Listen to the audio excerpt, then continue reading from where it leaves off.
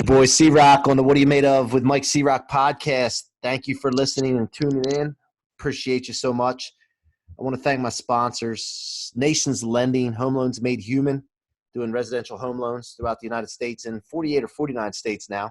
And we're always thankful and want to give a shout out to Nations Lending for all that they do for the show to support us and the team.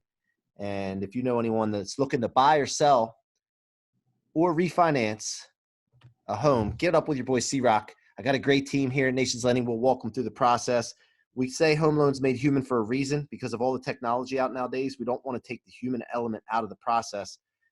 So we walk people right through the process to make sure that they get what they need. So with that being said, my guest today, him and I go way back in the day. I think I wouldn't it's got to be 1999, I think it was. The summer of 1999, Ocean City, Maryland. There was a place called the Ocean Club, and it was basically a silver alert place. I say that because it was a bar with a lot of older people, and we had basically one day where it was younger people. It was Best Body on the Beach bikini contest during those times. But Pat King's my guest, and I'm going to introduce Pat, and then I'll welcome him to the show. Pat's got 23 years in the health and fitness industry. In addition to helping grow some of the largest health clubs in the world, he also has built and grown his own fitness businesses. He's been managing partner of real estate investing companies, started, built, and sold a digital marketing business, among many other business ventures. And that's why, besides knowing Pat, I know he's involved with all this stuff, and he's got a great story, so that's why I wanted to bring him on. He's been a competitive bodybuilder, martial artist, writer, speaker, podcaster, personal trainer, coach, wanderer, backpacker, biohacking enthusiast. I got to add in, you don't have on here barback and bartender in Ocean City, because I witnessed that. And after getting sober for 2.5 years ago and overcoming severe alcoholism and some very life-threatening health issues, the last year he has rededicated himself to living out his purpose of helping others live their best lives possible through a holistic approach to fitness, wellness, and recovery. So, Pat, welcome to the show. Welcome to the What Are You Made Of show. Thank you, Mike. I appreciate you having me on. Yeah, it's good, man, because I think we connected on social media again after not seeing each other for years. And that's the power of Facebook and social media, is being able to stay in contact with people despite moving on with your life. And, it's cool is to watch each other's journeys from where we came from in Ocean City. Yeah, and, it really is. Yeah. So this is all about, everybody's got a story and learning your story. So, Pat, what are you made of, brother? Well, I'll try not to keep you all day. Feel like I'm made of a lot. I'm a complex human a little bit, but I grew up in a small town in Pennsylvania, and pretty normal childhood and stuff. I the only thing that probably wasn't normal, I guess I say normal because I see a lot of people who have really traumatic childhoods. My father wasn't around as a child, so I was raised by my single mother, and she did her best to take care of me. She was terminally ill probably from the time I was 10 or 11 to 18 when she passed away. I was a senior in high school when she passed away, and but my mom and I had a great relationship, and she did the best she could, raising me. And how many kids were in the family? So immediate family, it was me and my brother. I had one older brother that was at home. I had another older brother and sister that were a lot older, who were long since out of the house by that point. But when my mom passed away, I was a senior in high school. I dropped out of high school. I just couldn't. I was on a downward spiral, man, and I left high school my senior year. I'd missed too many days, to graduate. So I just left. And then, later on that year, that summer, I moved to Ocean City. Ironically is where we met. And, I went to school a few times on and off from there. College wasn't really my thing. So I never finished school, but, I spent a lot of years in Ocean City and partying and just, living it up down there. And, I got into like personal training and stuff right away, working in the health club industry. And I was working, in a health club. I was managing the Gold's Gym down there. By the time I was like 21, I think. And also, obviously, working as a bartender and bar back too on the weekends and nights. So it was a good time, great time of my life. I wouldn't trade it for anything really. And, but, after moving on from Ocean City, one of the main reasons I left Ocean City was, I needed a fresh start, because, living down there year round, partying. It's one thing partying in the summer, but I feel like we ran just as hard in the winter, if not harder, than we did in the summertime, and, Right. started taking a toll on me. And, so I wanted a fresh start. And so I moved up to the DC area. I had an opportunity with Gold's Gym up there, came up to DC, was a general manager there, eventually became like an area manager, regional manager of fitness. I was doing a lot of training and developing for the personal training department. And from there, I kind of just moved on from doing all that. And I became a partner in some clubs in North Carolina, and moved on from there into some real estate investing ventures, and in Wilmington, North Carolina, with my partner there. And, amazing experience, dude, and it's just like, I was always seeking something else, man. I was like, if I look back at like patterns in my life, it's like, I was always seeking something else, and, cause I love health and fitness. So why I left that industry, really don't know. But getting that experience in real estate was great. And then of course the real estate market tanked, I think around 08 or 09. Yeah, I know all about that. Yeah. And, so I got out of the business. My partner stayed in. She's still kicking ass down in Wilmington. I moved on to other things, man. I rode my Harley across country, and I was just kind of searching for what was next for me. I was doing like some consulting for health clubs.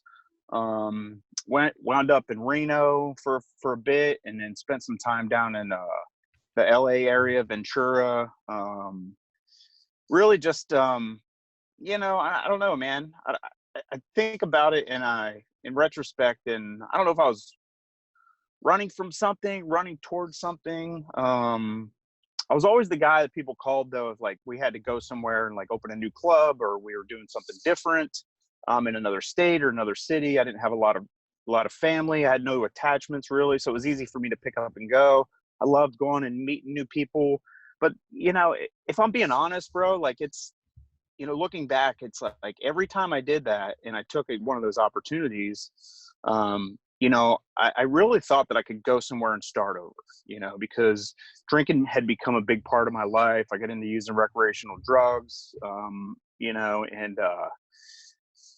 and a lot of people didn't know that about me for many years, man. So I think I spent a lot of time, building up this exterior life that was, from the outside looking in, it was like, I was a fun dude, man. You want to hang out with me. If you wanted to have fun, you would hang out with me, and we were going to have a good time. And, I like to travel. I like to party. I like to have fun. I just like to live it up, man. And, that got the best of me at some point. And, and when I think back about my mom, one of the major things that my mom instilled in me was like being of service and having a purpose. When my mom was terminally ill, she was, essentially on her deathbed, and she was still reaching out, helping other people on Christmas committees, volunteering her time. She couldn't afford to pay for anything, but she could donate her time and help people. And along my journey, that's always been something that, really has been a passion of mine, I've always thought it was my purpose, but somewhere along the line, I got off track. And, I probably got off track a few times, because all those times I moved and I relocated, I thought I was going to start over in a new place, a new opportunity. But honestly, man, it didn't take long for me to like go back to that, same behavior, have fun, party. And, that's okay to an extent when you're younger, and it's okay to an extent if you can maintain some balance in your life. But it just started controlling my life, man, Right. and it just like, I couldn't, there was, it was out of control, and dude, I got sober I turned 40, and I just knew I had to change my life, man. My life had to get different, like, because I was at a place where it was dark, just lonely. I was hopeless. I had suicidal thoughts. I didn't think I could go on. Right. And it was really cunning and baffling to me. And I lost everything that I ever thought I wanted. So I'll fast forward right to the end of right before I got sober. I was living in a penthouse apartment in New York City, man, on the 43rd floor, on in Long Island City, overlooking Manhattan. The view from my window was the Empire State Building, and it was gorgeous, man. And I always thought I wanted to move back to New York City and live there. And I thought I had reached like the pinnacle of what I wanted. I had an amazing job. My business was doing well, and I got there and I was in that place, man, and I just realized none of that shit meant anything. None of it meant anything to me.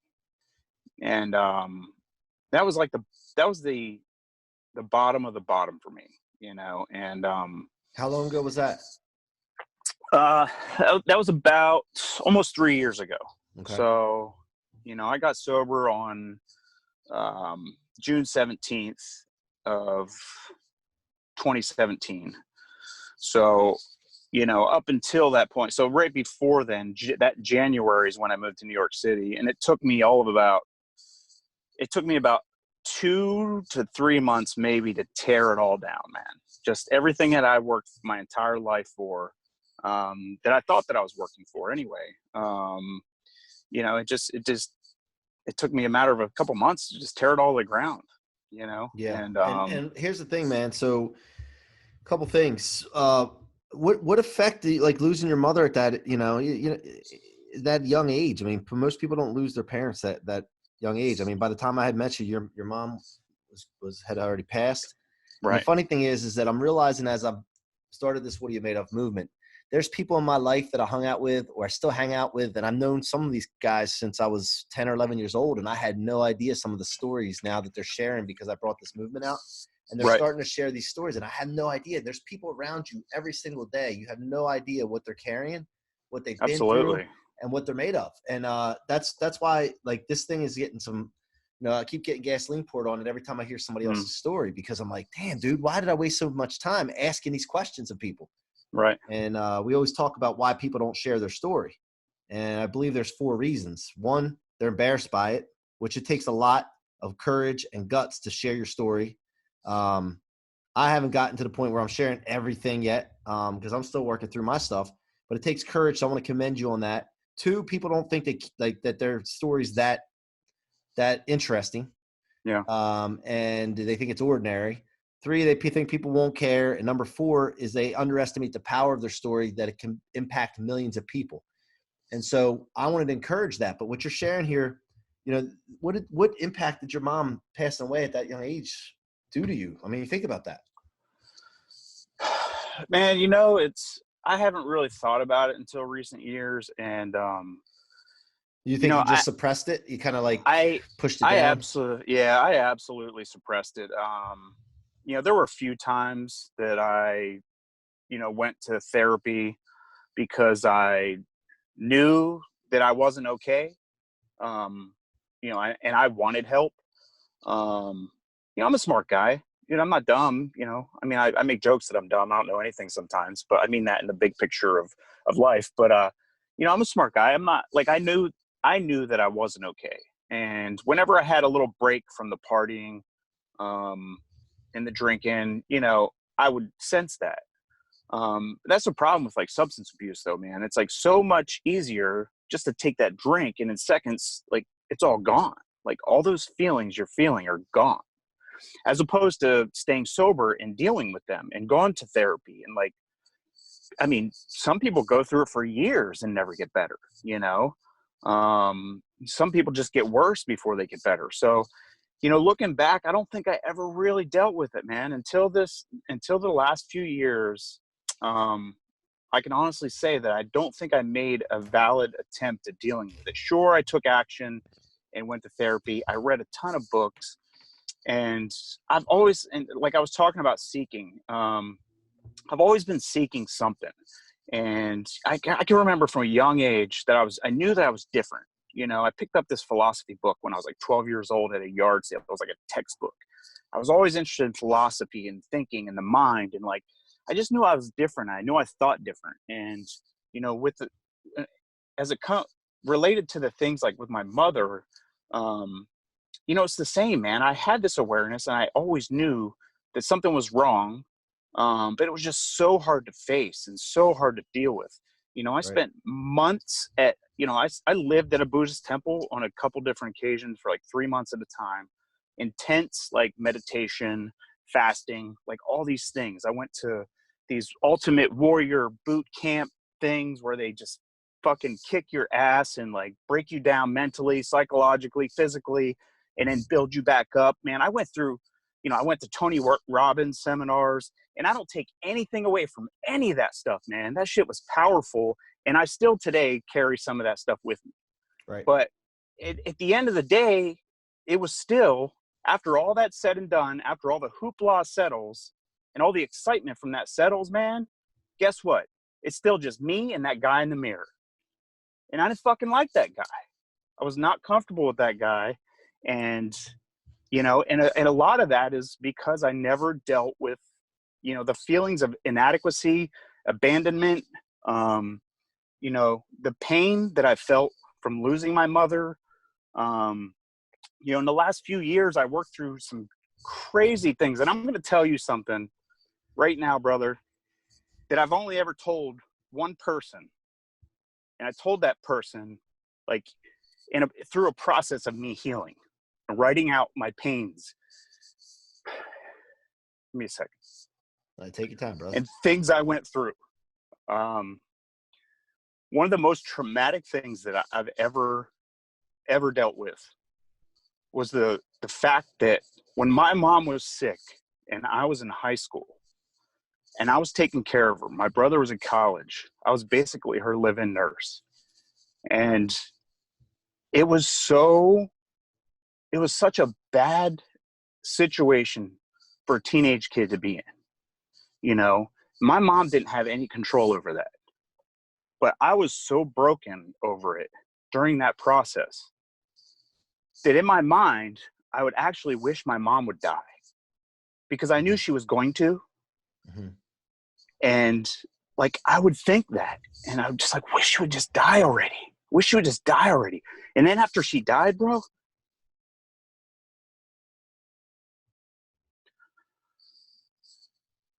man, that is something that like I have never, I don't even know. It's, you know, I can talk about it now. But I could never, ever like speak that. And those thoughts were still there.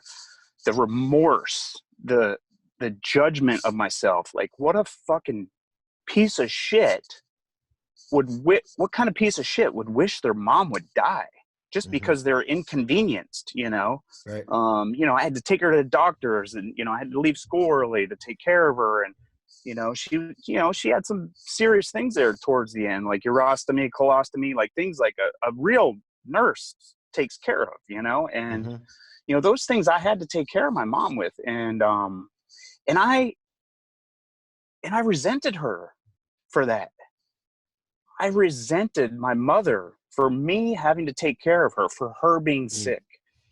Yeah. You know, and then the thoughts that I would have about, you know, just wishing that she would just go already, you know, and it's just, man, that ripped me apart on the inside, you know, and I don't know how much more of what happened played a role in how I ended up, but I can tell you without a doubt, like those things right there, I jammed those things so far down inside.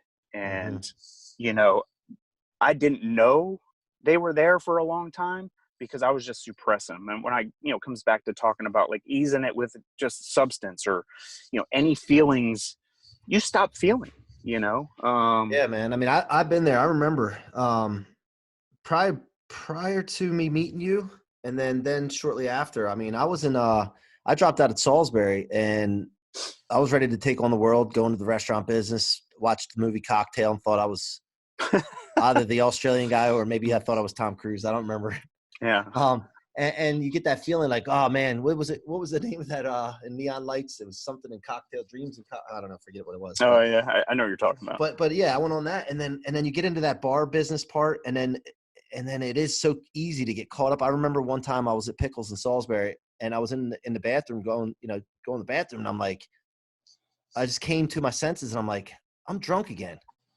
Like I told myself I wasn't going to do this, and I'm in there having a conversation in my head in the bathroom. Some of the stuff I haven't shared either, man. And I get, but I want to share this with people because it might impact them. And I appreciate you, by the way, sharing that with me, despite not sharing that with many people before, because let me tell you something, brother, that's going to hit somebody right here. But I remember sitting there thinking to myself, I'm not drunk again. I mean, are you kidding me? Like, how the hell did I get here? I don't even remember, like, and it was crazy. And I went through that phase. And I don't know what I was trying to bury some feelings too. Obviously, I look back and there's a lot of stuff I'll be writing about, but that's one of the things that I wrote today. It's so funny that you said that about not liking yourself, or you had remorse and you just couldn't stand the guy in the mirror, right? And I just posted something 8 hours ago before this podcast that said anything you stop paying attention to, you will start to despise. Work, relationships, money, your body, yourself. So when you have issues or you're having alcoholism, drugs, just problems personality-wise, whatever it is, and you don't confront it, it goes with anything. It's a simple philosophy, but you really start to despise it. Yeah. And then what are you doing? You're trying to punish it, baby, by like alcoholism. You might be, besides suppressing feelings, you're just trying to punish that person, baby. I don't know. Absolutely. Yeah. And I agree. That's a huge thing that a lot of people, if they can get a handle on that and then realize that, guess what, man, take a look and figure out how you can find out how to start liking the person again. Yeah. And before you help anybody else or try to do anything else, if you get that part right first and the primary focus, man, I think that'll go a long way. So, so I mean, so from there, I just want to say real quick, Mike, I mean, I just, from that, in order for me to heal, I had to tear it all down. I had to tear it all down, brother. I had to let go of everything. I had to tear everything down. My friendships, my relationships, the career, everything in my life. I had to tear it all down, and I had to start over. And I had to start over with me. And that's what I've been doing, for the last couple years, is just rebuilding myself. Because I've had the careers, I've had the businesses, I've had the cars, the material things, like I've had the successes, the money, I've had it all. None of it means anything to me anymore, and the most important thing is that I rebuild myself. And in that process, I hope that I can reach out and help other people. Yeah. So you gave me some topics that you'd like to discuss. And one of them was recovery. And one of them was, not being afraid to reinvent yourself. And we've talked on some of those, and we'll get into more of those in a second. But one of the things that, the reason that those things don't matter, you got to have a purpose. You got to have something bigger than all that stuff. The reason that you're going after all that stuff, you have to have some kind of massive purpose that gives you hope and gets you excited. And unless you have that, that's going to drive you. Then when you go into these tough times, it's going to be very difficult to get through hurdles, push through tough times. When you're feeling in a rut, or you just don't feel like doing something that day, you're not going to push unless you have that thing, Yeah. So talk about that. Finding your purpose again and kind of recovery. It's all combined into one: recovery, reinvent yourself, and then having that purpose to be able to do that. Sure. So, recovery, when I talk about recovery, I'm not just talking about recovery from drugs and alcohol. Like, I'm talking about recovery from life, recovery from relationships. We're all recovering from something, man. Like, we are all recovering from something, just even if it's just life. If it's the life we were living and the life we want to live, we have to recover from whatever we've been through and done wrong, and like learn the lessons that we've learned along the way in order to move forward in our life. You know, and, you know, I just, you know, when I talk about reinventing yourself, you cannot be afraid to reinvent yourself. One of my biggest fears, even up until like this last year, man, was just reinventing myself. Like, cause I'm not that person that I used to be. And I no longer wish to be that person. Like there's aspects of that person, that characteristics that I still carry with me, positive ones. But I had to basically just reinvent myself, who I want to be, and focus on that. And not everyone's going to like that, and not everyone's going to understand it. And that's okay. Today, that's okay. It hasn't always been okay, because I've struggled with that, you know? But by having the ability and to be able to reinvent myself, in the sense that I have to live within my purpose. And my purpose has always been the same, man. You know, my mother instilled it in me at a young age, with her example of helping others. My best friend, Matt Duvall, who used to be a pro bodybuilder, passed away. He instilled it in me. And those are the two biggest inspirations in my life. And they're both the similar people. So, and they both taught me the same lessons. And I cannot be afraid to fulfill my purpose. And in doing so, I have to walk with purpose. I have to talk with purpose. And if somebody in my life is not part of my purpose, meaning that maybe I'm helping that person, maybe that person's helping me, maybe they're a lesson, you know, or maybe we're working together somehow, helping somebody else. If you're not a part of my purpose, I can't have you here. Sorry. It just is what it is.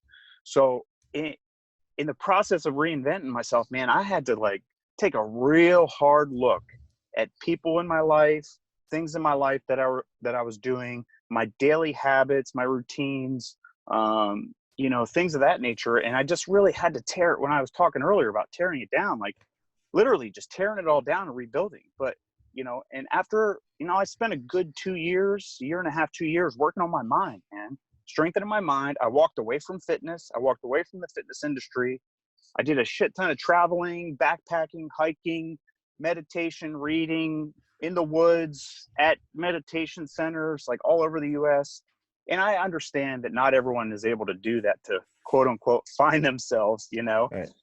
And I've been doing things to find myself for a long time, but this time it was a little different, you know. And I realize not everyone can do that. So, but you have to do something. You have to start somewhere, and you have to find what works for you. You have to spend time alone. You have to spend time with yourself. You have to get to know yourself. And only through getting to know yourself and having that self-awareness can you start creating new habits and start doing actions and behaving like the person that you want to be. We can be anybody we want to be. You know, we can be absolutely. Dude, I've learned how to do everything in my life. You know, I've taught myself everything. Like I've built websites, I've built apps, I've done real estate, I've, you know, moved up in the fitness industry. Every single thing that I've done, I've taught myself how to do. I can do anything. Like, and if I can do anything, you can do anything. Anybody can do anything. You set your mind to it. But you know, you really have to reinvent yourself and become that person that you really desire, you want to be. Unless you look in the mirror every single day and say, yep, you're 100% what I want to be every day. If you do, then good for you. Right. But most people have something they want to work on. They have some characteristic that they would like to, they have something that they would like to become, an area that they want to focus on and get better at, you know. Right. Everyone does. You absolutely should. And that's all reinventing yourself. You cannot be afraid. People are going to, I have lost so many friendships, people that I thought were friends over these last few years, because nobody understood me. Nobody got it. And that's okay. Finally, that's okay. So many other times in my life, I would take that personal and be like, oh, I can't do this. People are judging me. You know what? I don't care anymore. Yep. I'm living out my purpose. I'm fulfilling my purpose. And, you know, it's nobody else's business. If they want to be part of my purpose, I welcome them. If they don't want to be part of it, then that's okay. Get them out too. of there. Yeah. No, it's a refreshing feeling when you start getting around like-minded people that are on the same mission as you. Absolutely. And if you can sense, like when I always talk about, we got to get the salmon out of our river or our stream, because the salmon always go up the river, and it's counterproductive to the stream trying to go down the other way. So we talk about that all the time in our business. But one thing that I want to talk to you about and get your thoughts on is when you make that commitment to change. First of all, it's dangerous to be a person that thinks that you don't need to get better. Right. And if you lose curiosity and you lose interest in getting better or learning, that's probably one of the worst spots to be in, because then you're beyond help until you figure that out, because none of us are where we need to be. Let's face it. We all have things to improve on and work on. But the other thing is, once you decide that you want to change and you want to become something or you get better at something, I feel that you got to sell yourself on it daily. Right. Oh yeah. 100%. And how do you do that? Well, I found, and this is something I'm going to share with everybody that's listening. You guys know this about me, though. I write my goals down every single day. Yep. Okay. I got this notepad here. I write them down every single day. And I did this in the past and I stopped. And then my mentor now told me to get back to it because he does it twice a day. And mine all go in this habit journal right here every day. Yeah. Yeah. I mean, there's something magical about writing it down. I hate writing with my hands and ink. So do I. Type, right? I'd hate that. But there's something about forcing yourself to do it. Maybe it's the discipline, but then you're reselling yourself every single day of what your mission is, what you want to do, what you want to accomplish. And we're writing it down constantly like it's already happened. And it's really changed my life. And I'm doing this also and sharing the results with the people that work with me and that are around me, because I want them to do it as well. Mm-hmm. And all the stuff that I started here, all this started as trying to be a role model, to lead by example, because I was telling my employees, I was telling guys, we got to do this, this, and this. And I wasn't doing it myself. Yep. So I started doing it, and then it started to grow like a wildfire. And so, but writing it down sells yourself every single day, because if you're not sold on it, you're not going to do it. Nope. And that's my 2 cents on that. What are your thoughts? 100%. You write it down too? 100%, man. So, I'll get into a little bit about the habit stuff, because I've mentioned my habit journal. That's all part of my morning routine, my morning habits. I'm a huge advocate, like people that I work with and I help, that I coach, like one of the first books I have them read is Atomic Habits by James Clear. That book freaking changed my life. Like a lot of it I read, I got the same sort of information out of, 7 Habits book, and with the Power of One or Power of Habits, or I forget what the other book was. But Atomic Habits really just set it in stone for me. Made it crystal clear and super easy. And I bought the companion journal that comes with it. And so every morning, part of my daily habit is sitting down and writing down things that I'm grateful for, and I set my intentions for the day every single day. And it might be one thing, it might be 10 things, but I'm crystal clear before I leave my house every single day.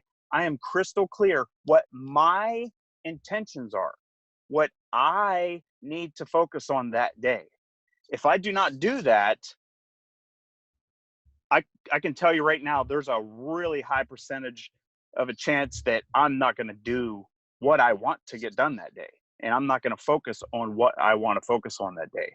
This morning, my only intention today was to keep a clear head and maintain balance in my mind, so that when I speak to you, I'm thinking clearly. Because, and I didn't read too much into what questions and stuff you sent me, and it took me like 2 minutes to send you what I sent you, just because I'm an overthinker, man.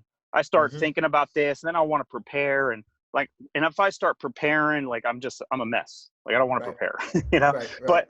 But back to the habit, like the habits are extremely important, man. And make that part of your daily routine is creating intention, and working on your habits, because our habits make us who we are. And I constantly tell people, it's not about doing anything. It's not about doing. It's like, this is hard. I'm doing this and doing that. It's not about doing. It's about becoming. It's about becoming the person you want to be. Who do you want to be? Do habits that are in conjunction with the person that you want to become. Like, who are those habits a reflection of the person you want to be? Whether it's drinking, using drugs, eating sugar. Like, I was talking to one of my clients yesterday. Every time you reach for a Reese peanut butter cup or something, ask yourself, is that the habit or action of the person that I want to be? But damn, those things taste good. They do taste delicious. They're Reese's are my the favorite. worst. Oh, I They're the know. best, but they're the worst. I know, man. I know. But no, that's 100% true. The other thing is that people a lot of times will mess up like, let's say they skip a day, they mess up a day, and they're like, well, I messed up day, I'm off, and they're really hard on themselves for doing that. The best thing to do is not be hard on yourself at that moment. Is just restart it the next day. Don't miss 2 in a row. That's Get back on the streak. People, never miss 2 in a row. So you missed a day. You screwed up. You're a human being. Don't miss 2 in a row. You're good. Yep. Just get back on track, man. That's absolutely the key. And absolutely. Yeah, that's a big discourager for people, and they just get real hard on themselves, and then they throw in the towel, and then they spiral, right? Yep. So I'm huge on morning routines. I'm huge on being clear on my intentions. I'm also clear on massive action. I don't like to do things a little bit. I like to go, first of all, if I want to do something and I think of an idea, I want to put it in place right away. I don't sit back and wait. I'm on the phone right away. Or if I think of something, I'm writing it down and then taking action on it and I don't just tiptoe into it. I thunder into that shit, man. That's just the way I act and I operate, and it's always been good. Obviously, sometimes when you don't think things through, sometimes you do make a mistake, but I'd rather do that. I'm an all or nothing kind of guy, so I get it.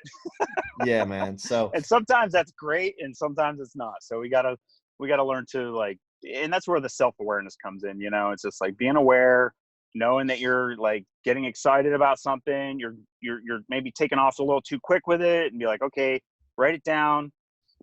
Come back to it later. Because I want to work on my website doesn't mean I need to go right now, drop everything I'm doing, and like obsess over making my website better today. There's a time and place for everything. So, Well, listen, how can my audience support you and or engage with you further, Pat?